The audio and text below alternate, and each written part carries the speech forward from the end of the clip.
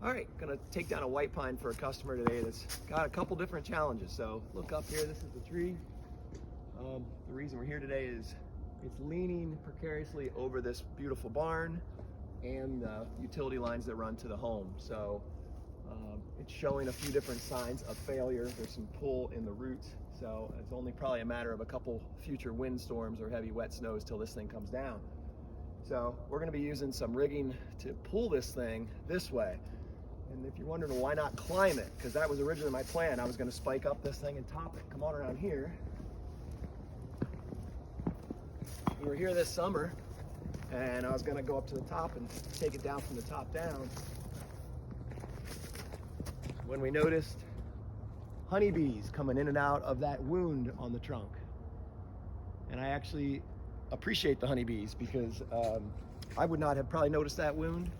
I was looking at the top and I wasn't looking down here, and that's, you know, structurally that's now compromised. So that's probably not a real safe tree to be climbing. At least I'm not comfortable doing it. But now we got honeybees in the mix too. So it's kind of the way I feel most comfortable, being that I'm allergic to honeybees. I'm gonna fell the tree all at once rather than try and get myself up around the bees. We're here, it's December. We're hoping it's cold enough that the bees won't be active, but it could get spicy. So the plan is to get it down, and then we actually have some beekeeping experts coming today. If there are bees, we're gonna try and cut the trunk out and compartmentalize the bees. Hopefully they're still fine. And we're just gonna move the log off the road so that the bees, although shaken up, will hopefully still have their hive and be okay. We really don't wanna kill them. We don't wanna spray them if we don't have to. So I have Eric Smith here, beekeeping expert, and hello.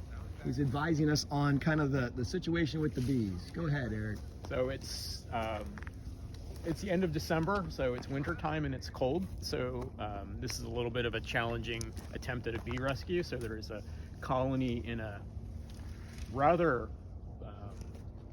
large trunk of a tree. What kind of tree is this? White pine. White pine. So because it's cold, the only thing we can really do this time of the year is when the tree comes down is to try to section the log so that the cavity where the bees live remains intact, cut around the ends. Okay, so if we kept it like a 10 or 15 foot long piece. Yeah, or as small as the cavity is ideally, because the other problem is we need to do something with this log section. Okay. So depending on how heavy it is, I mean, I've been around some of these where even in the summertime you hit a log like this big around. There's really not much you can do. Okay. So if we can get it down and it's intact and the pieces can be cut, we can section it, and then what happens is we'll put it somewhere safe until spring, and then at that point we can split the log open, extract the bees, and hopefully let them survive. So like I said, errand of mercy. So the chances of this all working out, probably not so great, but I'm glad we're trying. We're gonna try. You gotta give it a try. Good deal.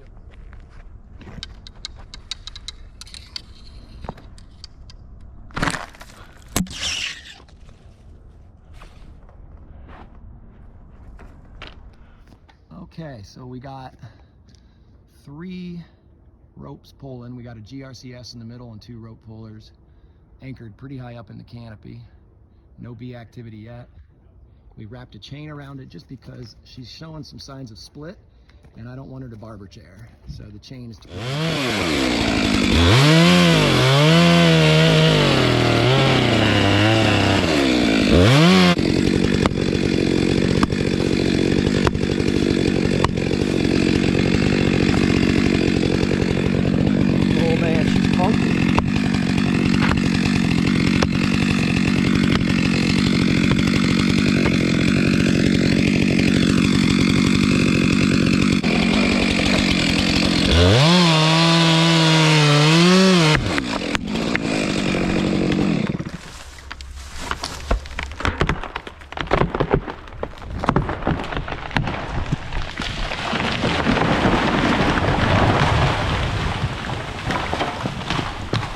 Oh, it's great.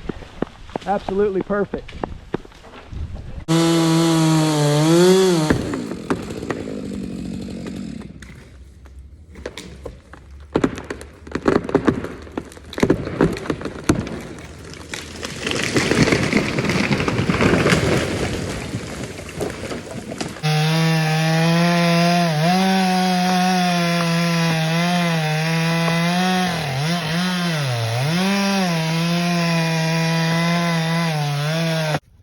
right, so there are bees, and so we have our beekeepers checking it out. I only saw that. I saw two. Here on this side. They look pretty sleepy.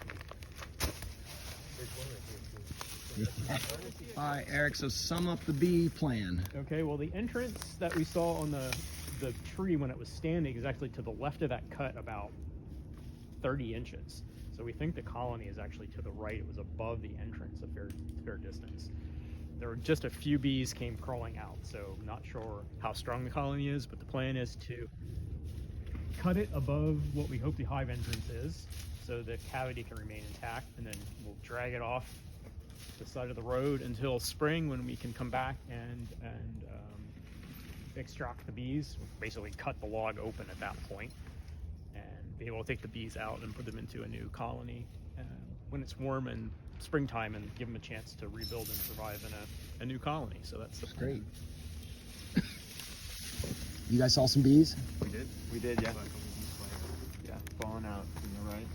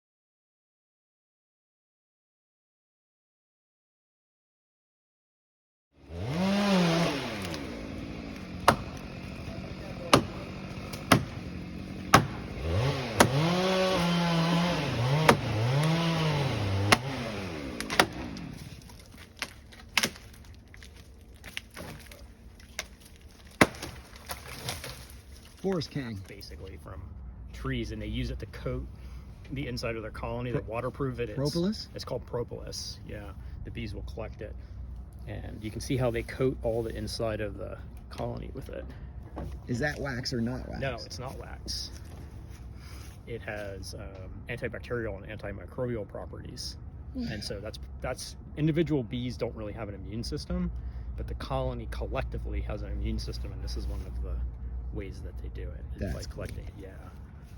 All right, the barn is safe, the utility lines are safe, even the bees are safe. Trees down, and road is passable.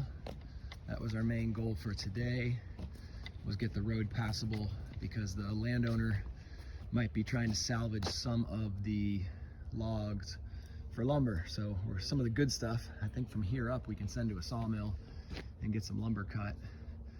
Over there is the beehive. The bees are in there on the piece that's upright, and they put a cap over it to keep the water out. And once the bees are moved this spring, we can come back and finish cleaning up. But at least we got the hazard tree out of the way and did our best to save the bees.